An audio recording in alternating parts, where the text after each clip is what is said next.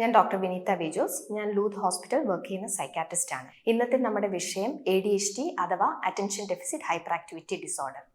ADHD ഒരു neuro developmental disorder ആണ്. അതായത് നമ്മളുടെ ബ്രെയിൻ ഡെവലപ്പ് ചെയ്യുന്നത് സാധാരണയിൽ നിന്നും വ്യത്യസ്തമായി ഡെവലപ്പ് ചെയ്യുന്നു എന്നുള്ളതാണ്.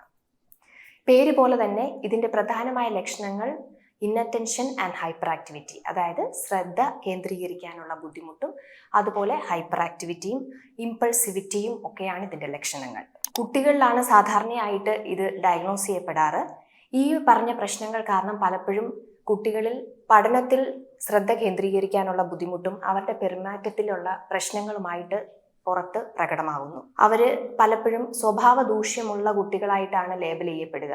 കാരണം എപ്പോഴും ബഹളം ഉണ്ടാക്കുന്നു, എല്ലാവരോടും അടിവെക്കുന്നു, പറഞ്ഞ കാര്യങ്ങൾ പറഞ്ഞ സമയത്ത് ചെയ്യുന്നില്ല, പഠനത്തിൽ ശ്രദ്ധിക്കുന്നില്ല.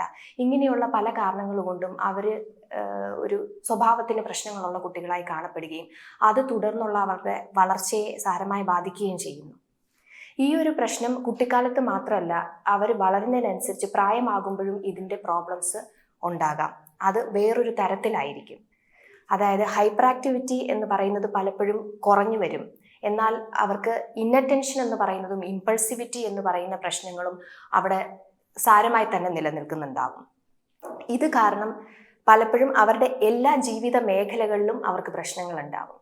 അതായത് അവരുടെ ജോലി സ്ഥലത്ത് പലപ്പോഴും ശ്രദ്ധ കേന്ദ്രീകരിക്കാൻ പറ്റാത്തത് കൊണ്ട് തന്നെ മിസ്റ്റേക്സ് പലപ്പോഴും ഉണ്ടാവുകയും, ചെയ്യുന്ന ജോലി കൃത്യമായി ചെയ്യാൻ പറ്റാതിരിക്കുക, പ്ലാനിങ് ബുദ്ധിമുട്ട് വരിക, ഓർഗനൈസ്ഡ് ആയിട്ട് കാര്യങ്ങൾ ചെയ്യാൻ പറ്റുന്നില്ല.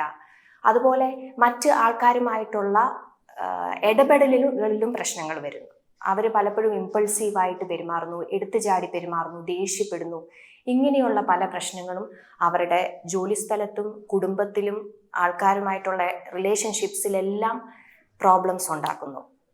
ഇത് നമുക്ക് മെഡിക്കൽ ഹെൽപ്പ് തേടേണ്ട ഒരവസ്ഥയാണ്. പലപ്പോഴും അതിന് ഫലപ്രദമായ ചികിത്സാ രീതികളുമുണ്ട്. പക്ഷേ നമ്മളുടെ നാട്ടിലുള്ള ഒരു കാഴ്ചപ്പാട് വെച്ച് പലപ്പോഴും അതിന് ആൾക്കാർ മുന്നോട്ട് വരുന്നില്ല എന്നുള്ളതാണ്.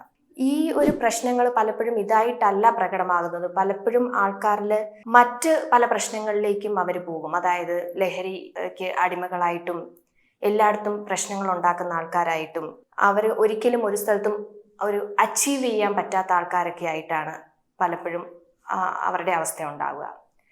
സോ എനിക്ക് ഇന്ന് പറയേണ്ട ഒരു മെസ്സേജ് എന്ന് പറഞ്ഞാൽ, നിങ്ങൾ ഒരു പ്രോബ്ലം ഉള്ള ഒരാളെ കാണുമ്പോൾ ഒരു പ്രാവശ്യമെങ്കിലും ഒന്ന് ചിന്തിക്കുക, ഇതിൻ്റെ കാരണമായിട്ട് അവർക്ക് എന്തെങ്കിലും ബുദ്ധിമുട്ടുണ്ടാവും, അതുകൊണ്ടായിരിക്കും ഈ വ്യക്തി ഇങ്ങനെ ആയിട്ടുണ്ടാവുക എന്നുള്ളത് നമ്മൾക്ക് എല്ലാവർക്കും ഒരു പ്രാവശ്യം ചിന്തിക്കാൻ പറ്റട്ടെ.